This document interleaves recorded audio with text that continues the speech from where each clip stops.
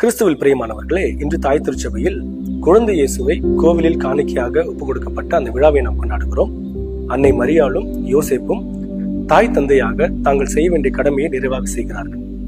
யூத சடங்கு முறைப்படி குழந்தையை கோவில் காணிக்கையாக ஒப்புக் கொடுத்து அந்த குழந்தையின் வளர்ச்சியில் பெற்றோராக தாங்கள் செய்ய வேண்டிய அந்த கடமையை இரண்டு பேருமே முழுமையாக செய்கிறார்கள்.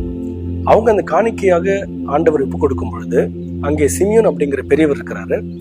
அவர் மீட்பரின் வருகைக்காக பல வருடமாக பொறுமையோடு காத்துக்கிட்டு ஒரு நபர். வாழ்க்கையில எல்லாமே நமக்கு இமீடியட்டா கிடைக்காது. பொறுமை ரொம்ப அவசியங்கிற அந்த விஷயத்த சிமியோன் கிட்ட இருந்து கத்துக்கலாம். அடுத்ததாக அன்னாள் அப்படிங்கிற ஒரு பெண்மணி பார்க்கிறோம், வயதான கைம்பெண்.